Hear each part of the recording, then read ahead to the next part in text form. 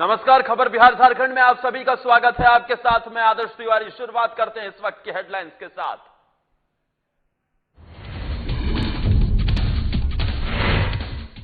रालोसपा प्रदेश कार्यालय को खाली करवाने पहुंची पुलिस। नई बिल्डिंग बनाने को लेकर खाली करवाया जा रहा रालोसपा प्रदेश कार्यालय। चुनाव से पहले ऑफिस खाली करवाने पहुंची पुलिस। बीजेपी की वर्चुअल रैली के बाद बिहार में वर्चुअल रैली का दौर जारी। संजय झा ने कहा कि बीजेपी के बाद जेडीयू करेगी वर्चुअल रैली। मुख्यमंत्री ने 4 जिलों के कार्यकर्ताओं के साथ की वर्चुअल मीटिंग। कोरोना महामारी में केंद्र और राज्य सरकार चला रही कई योजनाएं। ग्रामीणों से की जा रही 20,000 की मांग। खुले आसमान के नीचे जीने को मजबूर लोग। नगर परिषद की जमीन पर सीवर प्लांट का निर्माण काम शुरू। लगभग 55 करोड़ की लागत से बनेगा सीवर प्लांट। नमामि गंगे परियोजना के तहत निकला निदान।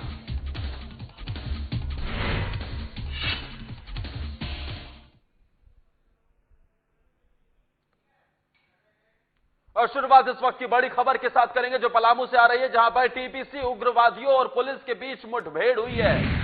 इस वक्त की बड़ी खबर हम आपको बता रहे हैं पलामू से, जहां टीपीसी उग्रवादियों और पुलिस के बीच मुठभेड़ हुई है। पाटन और मनातू सीमा क्षेत्र के चुनका के जंगल में हुई मुठभेड़। मौके से नक्सली भागने में रहे सफल। इस वक्त की बड़ी खबर हम आपको बता रहे हैं। पुलिस ने हथियार और नक्सल सामग्री की बरामद। एसपी अजय लिंडा ने इसकी पुष्टि की है। पाटन और मनातू सीमा क्षेत्र के चुनका के जंगल में हुई मुठभेड़। बड़ी खबर आपके टेलीविजन स्क्रीन पर पलामू से, जहां पर टीपीसी उग्रवादियों और पुलिस के बीच मुठभेड़ हुई है। हालांकि इस बीच मौके से नक्सली भागने में सफल रहे हैं, लेकिन पुलिस ने हथियार और नक्सली सामग्री बरामद कर ली है।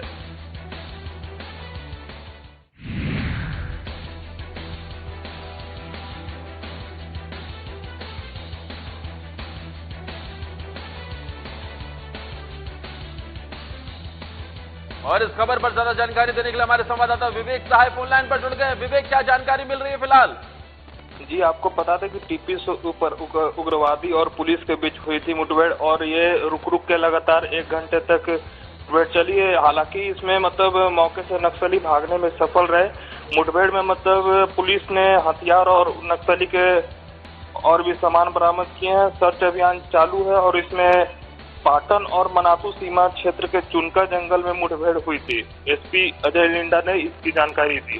विवेक, क्या ये जानकारी वहां पर पुलिस को पहले से मिली थी कि नक्सली किसी भी तरीके की वारदात को अंजाम देने की फिराक में थे, उसके बाद इस तरीके का ये ऑपरेशन चलाया गया? जी, आपको बता दें कि यहाँ पे पुलिस सर्च अभियान करने गई थी इन लोग का, जहाँ पे चल रहा था वहाँ पे लगातार फिर उन लोग के द्वारा फिर यहाँ मुठभेड़ किया गया है, जिसमें पुलिस की तरफ से भी उसका जवाब भी दिया गया। जी, शुक्रिया विवेक, तमाम जानकारी देने के लिए आपका।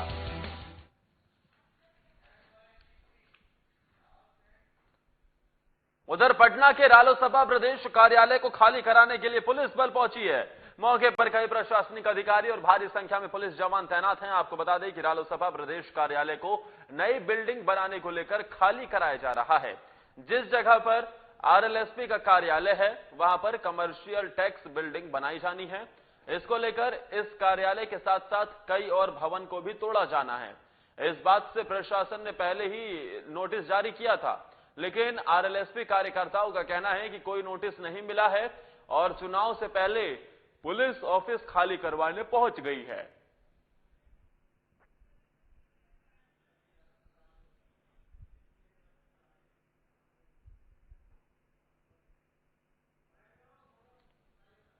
भारी संख्या में पुलिस के जवान तैनात।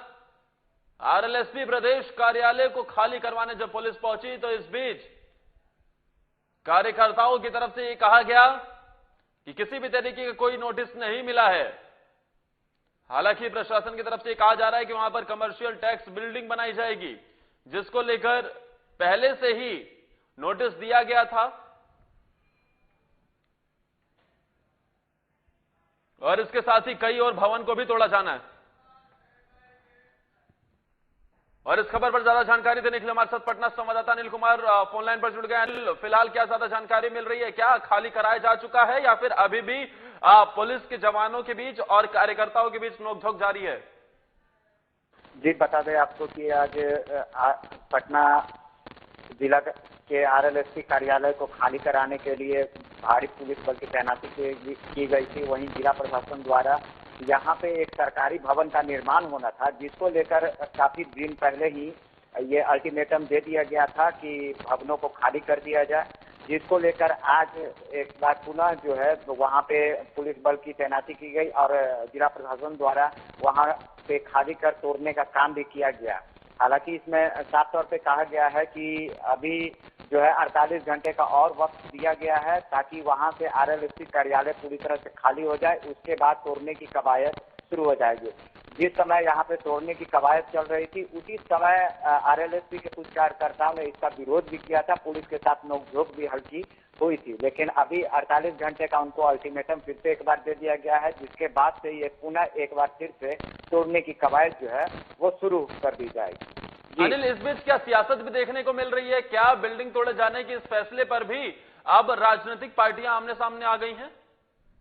जी, अगर माने तो वहाँ पे कार्यकर्ता जो RLSP के कार्यकर्ता हैं, उनका साफ ये कहना था कि सरकार द्वारा किसी तरह का कोई नोटिस नहीं भेजा गया है और हालांकि इसके जो नियमानुसार जो जमीन के जो कर होते हैं उनको भी उनके द्वारा एक पत्र भेजा गया था कि जुलाई माह तक इनकी अदायगी कर दी जाए। उनका भी पत्र इन्होंने दिखाते हुए साफ ये आरोप लगाया है कि अगर बीते कुछ माह के बाद इलेक्शन आने वाले हैं और सरकार की ओर से ये एक साजिश रची गई है, तो आरोप प्रत्यारोप का जो है राजनीतिक सरगर्मी और भी तेज होते नजर आ रहा है। जी शुक्रिया अनिल, तमाम जानकारी देने के लिए आपका।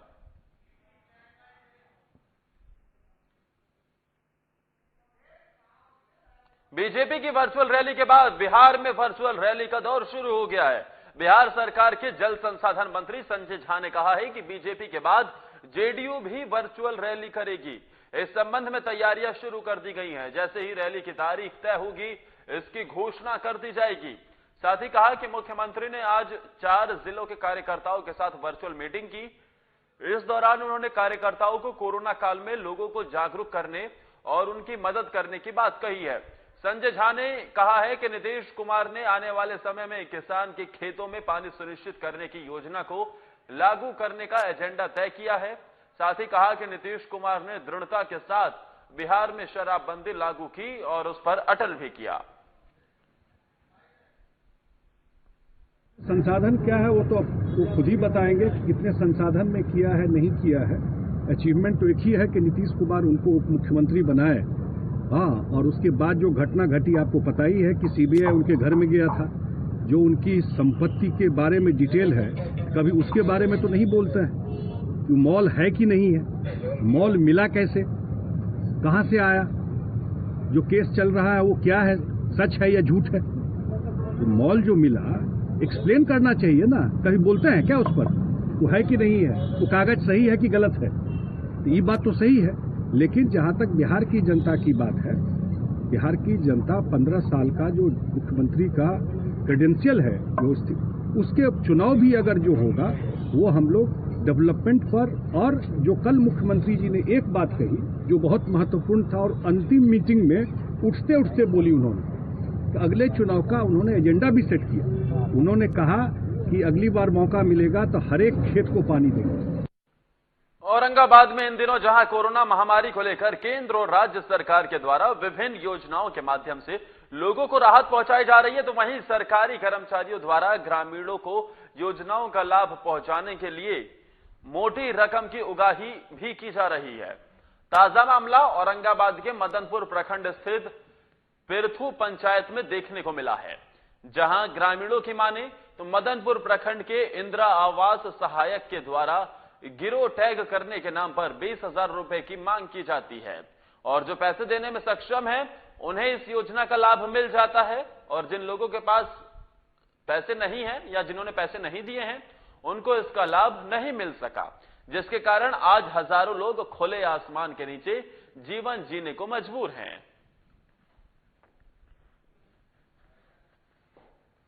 ये टोपकारे आया है तो हमने के पैसा कौड़ी है ना है, और 2,000 रुपया मांगा है, तो हमने कहाँ से देगा। पानी बुनी होता है बरसात में, तब भींज भींज के हमने खाना काटती है और घर में रहती है। सबके प्रयास किए हम कॉलोनी देने के लिए, लेकिन अजय गुप्ता जो है इंदिरा आवास है का मेरा बात नहीं माना और बोल रहे हैं। हम प्रयास कर रहे हैं कि जियो टैग करिए तब उन लोग के नाम आएगा। गरीब आदमी है, मट्टी के घर है, झोपड़ी के है, उन लोग कमाए खाए वाला है भाटा पर। हम बोले कि चलिए जियो टैग करिए तो इंदिरा आवास है का गुप्ता अजय बोल रहे हैं कि 2000 रुपया दीजिएगा तो हम कॉलोनी करेंगे और नहीं देंगे मुखिया जी तो हम कॉलोनी नहीं करेंगे। पैसा मांग रहा है अजय गुप्ता, अब पैसा न देंगे तो कॉलोनी नहीं ना मिलेगा। हमको कॉलोनी चाहिए। भीज के रहते हैं, हम कैसे रहते हैं? अभी तक आपको कॉलोनी में इंदिरा आवास नहीं मिला है? नहीं, कुछ भी नहीं मिला है। उसके लिए आपको मतलब जियो टैग करने में जो है इंदिरा आवास पूर्व इंदिरा मतलब पैसा मांग किए थे। कितना पैसा मांग किए थे? पैसा मांगता 20,000। 20,000। जियो टैग करने वाला अजय गुप्ता 2000 पैसा मांगलन, ना देली जियो टैग ना कलन। हमने के मट्टी के घर है, हमने के घर में पानी चुआ है, हमने के रहे के साधन न है। गरीब आदमी ही पैसा ना जुटल 2000 हमने ना दे पैली। हमने के घर के जियो टैग करके ना गेलन, मुंह में हवा मार दिलक, पैसा ना जुटल, इलाज न होला तो हमने उनका कहाँ से दी 2000 पैसा? खाने के लिए तो जुटिए ना रहा है और मांगते हैं पैसा तो कहाँ से देवे उनका? इसी के साथ रुक रहे हैं यहाँ एक छोटे से ब्रेक के लिए। फौरन हाजिर होते हैं, कहीं मत जाइए, देखते रहिए साधना प्लस।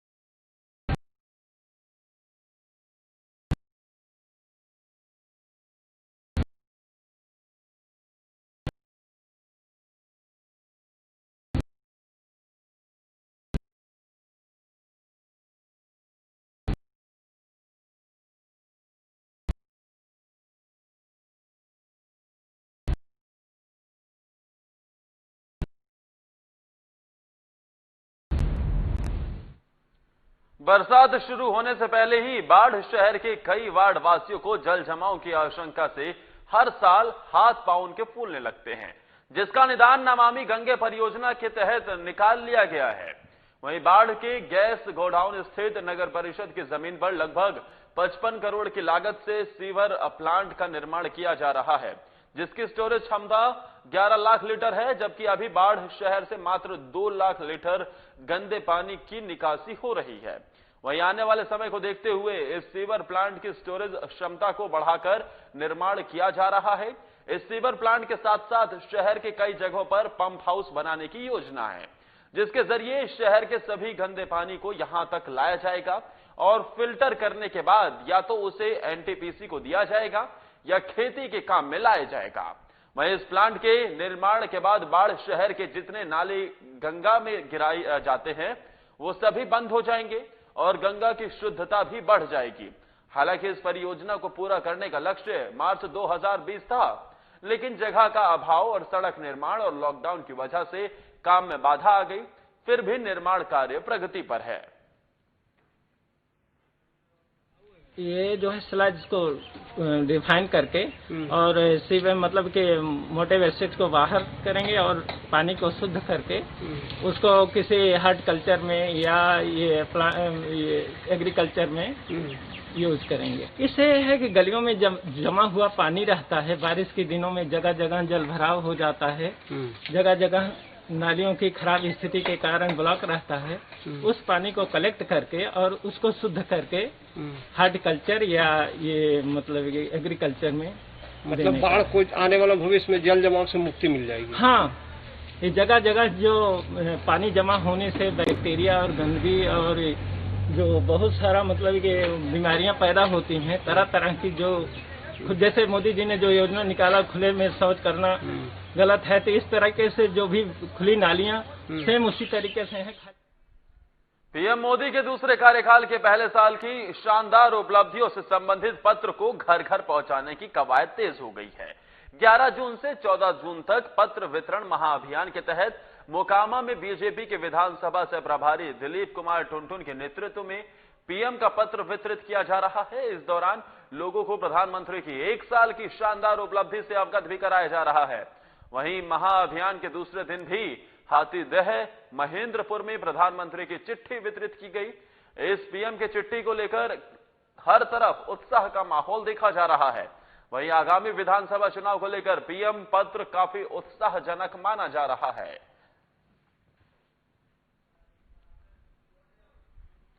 प्रधानमंत्री 6ठे साल में है। अब की बार सत्र में 1 साल पूरा होने के बाद उन्होंने जो पत्रक दिया है जनता के नाम, ये है हमारे विश्वास की, भारत की वैभवता की, जो साल भर में हमारा भारत आज कोरोना काल में भी विश्व गुरु बनने पर है, उस पर है।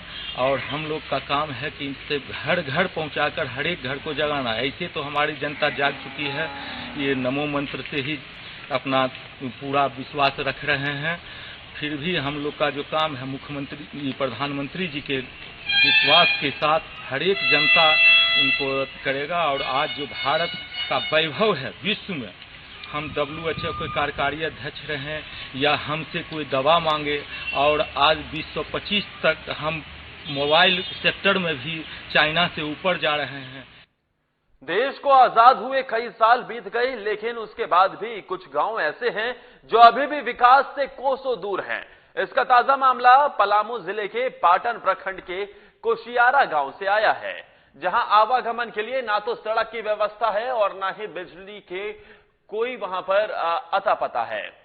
बस इतना ही नहीं, इस गांव के वृद्ध लोगों को वृद्धावस्था पेंशन योजना का लाभ भी नहीं मिल पा रहा है। मीडिया से बातचीत करने के दौरान ग्रामीणों ने बताया कि अभी तक ना तो जनप्रतिनिधि और ना ही प्रशासन ने इन ग्रामीणों की सुध ली है।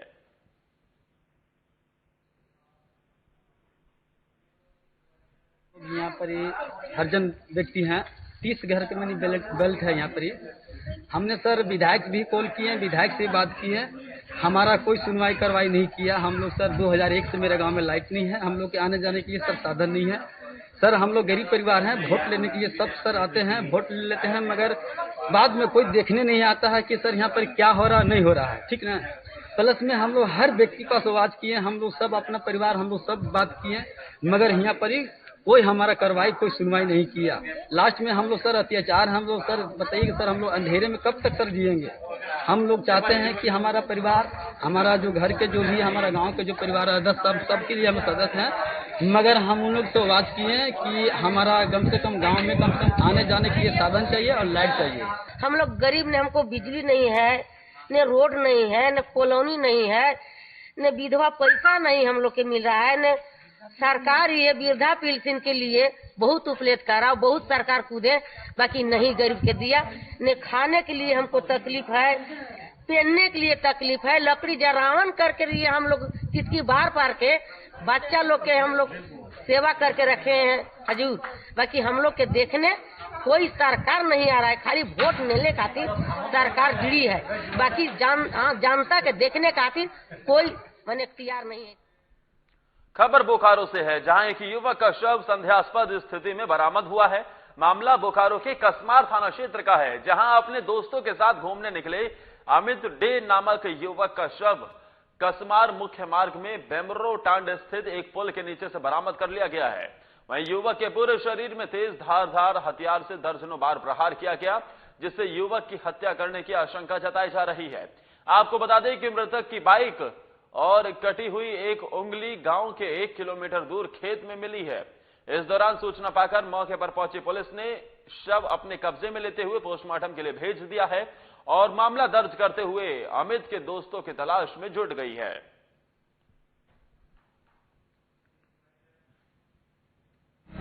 साढ़े 7-8 बजे से कसमार चट्टी से अमित के घर से निकले थे, लेकिन वापस नहीं आए थे। आज सुबह में कटरवार रोड में कृषि फार्म के पास एक खून मिला था, उनकी मोटरसाइकिल मिली थी, डेड बॉडी वहाँ नहीं मिला था। अभी उनका डेड बॉडी प्राप्त हुआ है, अनुसंधान की। हम आप सभी इस आशय से पूरी तरह से वाकिफ हैं कि गढ़वा जिले में आए दिन जमीन के झगड़े होते रहते हैं और कभी कभी तो ये झगड़ा खूनी संघर्ष का रूप भी ले लेता है।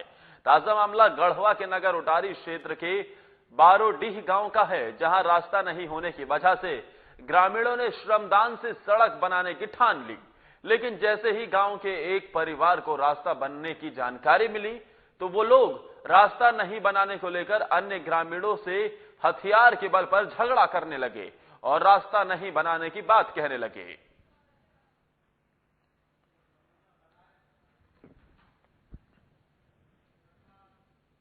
बाउंड्री से लेकर के नवनिर्माण के रोड के लिए हम लोग सब अपना पासवान टोला के सभी मजदूर वर्ग के आदमी हैं, वो अपना घर तोड़ करके अपने स्वेच्छा से और मेन रोड तक पहुंचाना चाहते हैं।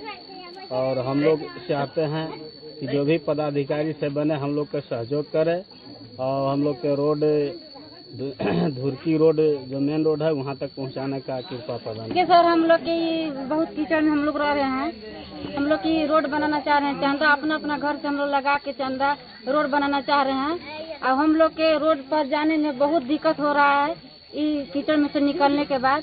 और फिर हम लोग रोड बनाने जा रहे हैं, जो अमल सिंह है वो हम लोग के रोड रोक रहे हैं कि किस तरह से हम लोग ये फैसला के आप लोग ये अति कीजिए कि किस तरह से हम लोग रोड बनाई हैं और किस तरह से मान लीजिए कि हम लोग रोड पर पहुँचे। उनके द्वारा बोल रहे हैं श्यामुल सिंह कि हम रोड पर नहीं जाने देंगे गाड़ी, अपना हमारा जमीन है वो सरकारी रोड है। उनके द्वारा भाला निकाले थे, वो काल गाड़ी रोके थे तो हम लोग गए, सब महिला सब बोला सब गए हम लोग कि काहे गाड़ी रोक रहे हैं, तो उन लोग बोले कि नहीं जाने देंगे गाड़ी। ऐसे रोडे पर सूत गया कि हमको केस दीजिए, नहीं जाने देंगे गाड़ी, तो क्या कर लीजिएगा। खेत में रोड बना है ऐसे कि हमको ये रोड खेत में है, नहीं गाड़ी जाने देंगे, आप लोग को रोड नहीं बनाने देंगे। 4 दिन पहले पासवान टोला में मीटिंग किए, बैठक किए, रोड का बड़ा समस्या था, मतलब पैदल चलना मुश्किल था।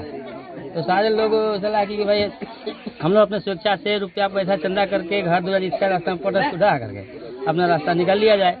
और उसी दौरान हम लोग कल पैसा से जमा हो गया तो माटी उटी ट्रैक्टर से गिरवा रहे थे। इसी दौरान सब बिहारी सिंह आए और गाड़ी को रोक दिए कि जो है गाड़ी हम इस रास्ते से नहीं जाने देंगे।